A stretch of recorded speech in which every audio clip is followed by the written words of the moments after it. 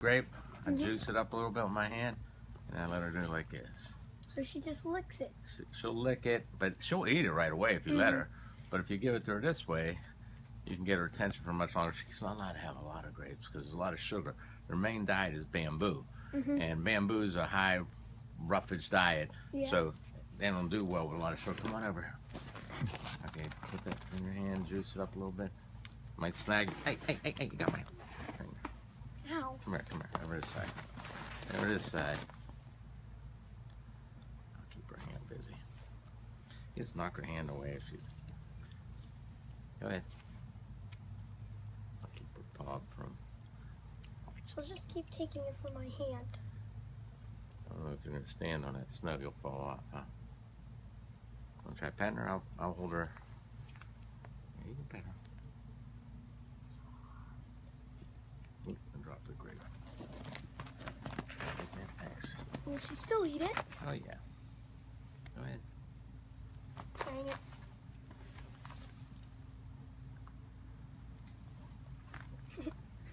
Just like me, Dad. Yeah. Just licks her paw. So there are two subspecies of red pandas. This one comes from China.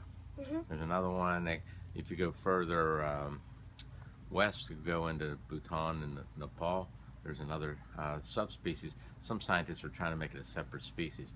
They have a more whiter face than this particular species, so it's our subspecies.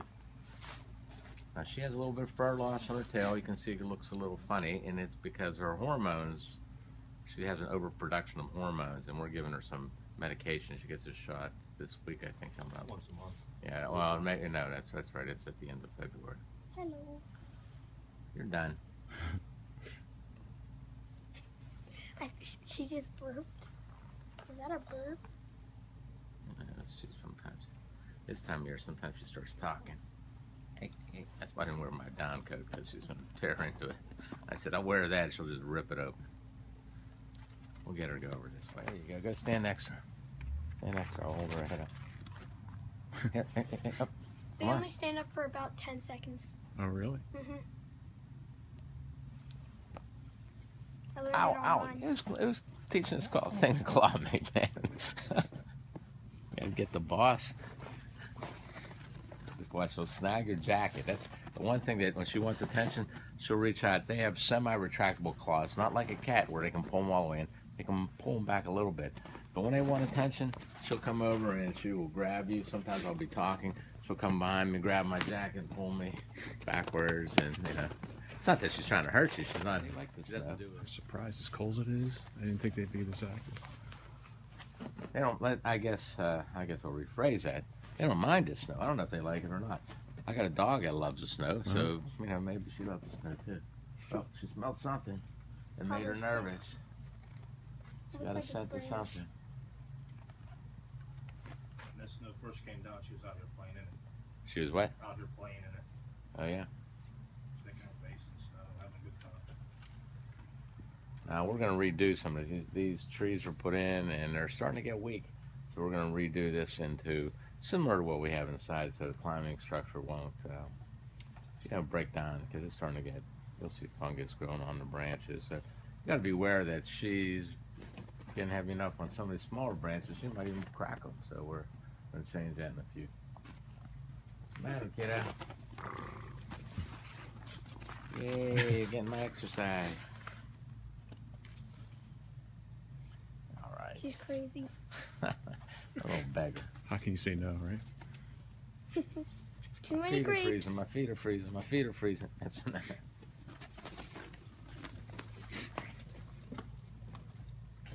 right, let's go see her inside. First question I wrote down, how did the red panda get its name? The red panda was born during the summer solstice, so June 21st. It was with the summer solstice is the longest day of the year when the sun's out the longest, and so it was born on a very auspicious day. So Xia in the Americanized way of writing the Chinese language means summer. So she's named for summer. Okay. Unless you mean red panda. Why? Let me tell you how to get the animal became called a red panda. because people do ask a question like, they think of panda, the black and white giant panda that we're more familiar with. Well, the red panda was the original panda. In the early 1800s, Europeans came into China and they discovered this animal.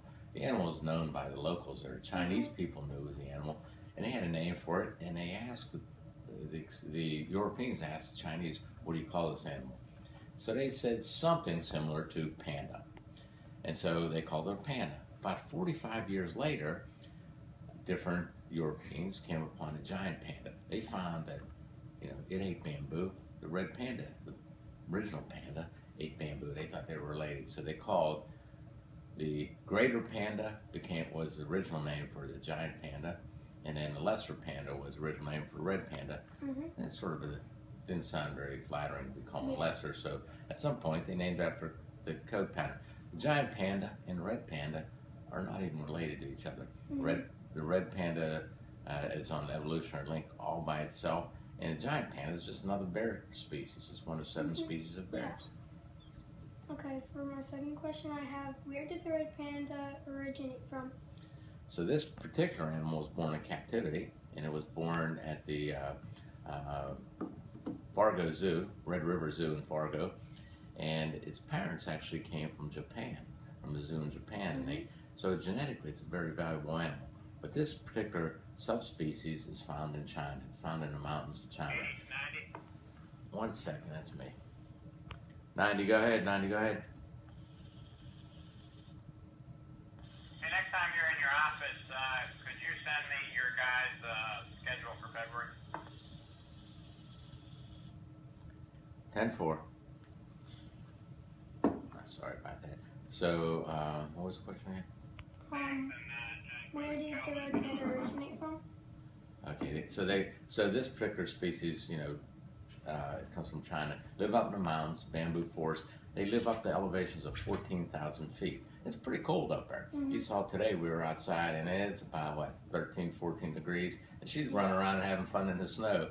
It doesn't seem to bother her. They have a nice thick coat that prevents them from losing a lot of heat, and they will, in cold weather, sometimes find cavity nests in trees that have hollows, and sometimes, just like a squirrel, find a place to ride out a bad storm or very cold weather. But as it warms up, they'll go climbing around and looking for food. They actually do have to eat year-round.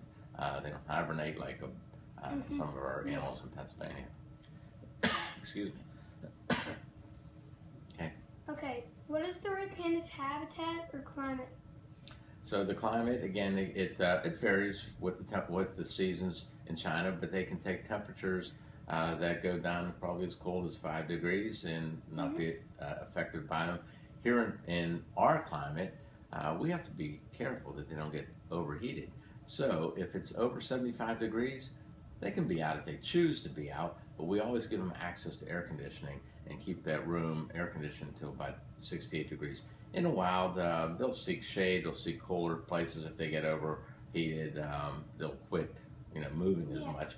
But the temperatures in the mountainous areas certainly can get over 75 degrees, but it's only for short periods of time. And then it gets cooler at night, so their body gets warmed up and cooler in the evening, and they're able to survive without any real problem. Okay, what is the red panda's diet? The diet is actually bamboo, primarily. So in the zoo, the recommended diet is minimally 75% bamboo. Now they don't eat the entire bamboo stalks. They only eat the leaves, and if they have a choice, they only like the very tender leaves that grow at the top of the plant. So they won't eat even the stems, they won't eat the stalk. The giant panda, for instance, will eat everything. Will eat the bamboo stalk, the stems. These guys just eat the leaves. Occasionally they'll get some insects. Occasionally they'll eat some leaves off other trees. But for the most part, it's bamboo. And as I mentioned to you, their teeth are that of a carnivore. They're like meat eaters' teeth. They evolved from carnivores, very cat-like in their appearance of teeth. But they eat bamboo, and they eat quite a bit. Probably in leaves, they're probably eating about 2 to 3 pounds a day. And that's an animal that certainly is like 12, 13 pounds. Not a big animal, so that's a lot of weight of food. But because they eat so much, they go to the bathroom a lot. Mhm. And so their diet is low protein, high fiber. So they're like Walmart. They deal in volume. They're eating a lot, they defecate a lot, and that's how they get the nutrition they need. Okay. What are the red pandas' habits or talents? Well, they are an animal that likes to be up in the trees. So, we usually refer to an animal that likes to be up in the trees as arboreal. And so that animal, arbor, comes from trees, so they live in trees. But here's a word I learned when I got the red panda. I didn't even know it. Scientists say they're scansorial. And I had to look that up. And that means they're an animal that likes to climb. So they actually do not only like to be in trees, they like to climb. You saw a little bit of them running up and down branches and things without any difficulty. Now they have claws that allow them to grip fairly well on a tree. Unlike a cat, they can't retract them all the way, but they can grip onto the tree. And if you look at the claws, the giant panda has a false semi-opposable thumb. The red panda even has a lesser false, but some people used to think it's for grasping, like grabbing onto a bamboo branch and pulling it in so they could eat. I got another theory. If you ever think about a cat going up a tree, and sometimes they get stuck up in a tree, they can't come down because their claws are recurved backwards and they can't grip. That semi-opposable claw gives them the ability to climb down a branch and hold on without falling. I don't know if I should have pointed it out to you when we were up, but she holds on and she's going down as well as up, unlike a cat. And I think that's what that claw serves. So, pretty unique. Mm-hmm. What is the lifespan of a red panda? In a zoo, it's probably about 12, 13 years. They're a small animal. They don't live long. So it's about the lifespan of a dog, I would say. And then the wilderness, what is there? In a wilderness, it's probably less. They're not very well studied in the wild. We fund a person who studies red panda in Nepal. In the first 6 months he studied the red panda, came in, he sent us a report. We gave him money to study these animals. He's from Nepal. He's a Nepalese scientist. In 6 months, guess how many red pandas he saw? No clue. Well, he saw none. He saw evidence of them. He saw things. He saw where they lived. He saw their scat, their droppings. He saw things that he knew red pandas were in the area, but he didn't actually see a red panda. We sent him a picture of a red panda, our red panda, to him, and he made it his screensaver on his computer because after 6 months he hadn't seen a red panda. But so the point I'm making is, even people who go out to study them don't really get to learn a lot about them because they're elusive, and they generally are active. At dusk and dawn, you'll see them move around. They'll sleep more when humans might be active. So, they're not a high energy animal in the wild. They do sleep quite a bit. They feed, sleep, and scientists sometimes have trouble finding them. So, my guess is they live shorter life in the wild because there's a hard life. We know here at the zoo, we have 2 full-time veterinarians. We have vet technicians, the curators and keepers, can detect an illness and something's going on with any of our animals. We sort of intervene and maybe give them antibiotics or whatever needs to be done. They don't have universal health care in the wild, so it's a different story. For an animal gets sick and maybe can't move very well to go find food, it gets weaker and weaker and could die at an earlier age. So. Why does the red panda live alone? Well, it's a solitary animal except for when it has babies, and it may have anywhere from 2 to 3 babies, and it'll raise them and then send them off, to live on their own. Some animals develop solitary behaviors.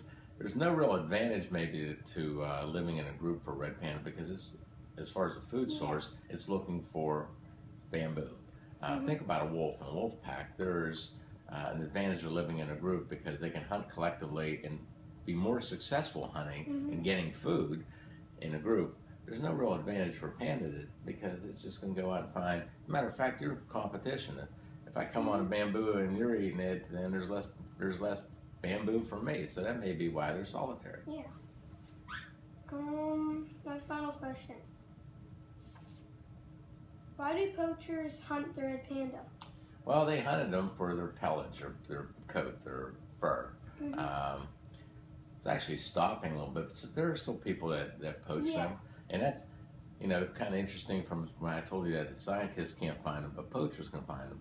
People that live close by these panda are actually familiar where they're at, and they're being educated now to, you know, these are unique species. If you think about, if your world, you know, was just so, you know, closed and you didn't have internet and you didn't have, and you knew red pandas around, you may not realize the only place in the world you can find them is in the woods and in mountains around you. And you may think they're around the whole world, but they're not. So sometimes people just say, well, I'll shoot one and sell this fur, and you know, you don't think that it has an effect on the species. But estimates of red panda in the wild are anywhere from 3,000 to 10,000.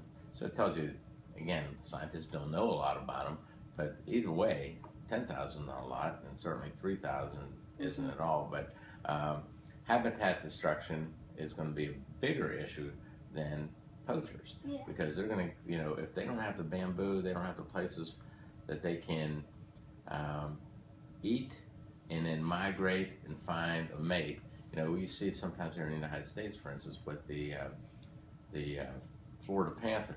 You know, there's Florida panthers here, but then there's houses in between, and they had no way of finding each other. So it's important that we sort of reserve vast tracts of land for animals like the red panda to survive, so they can eat, this one can eat, that can eat, and then they can find each other so they can breed and have babies. Okay, thank you. You're welcome.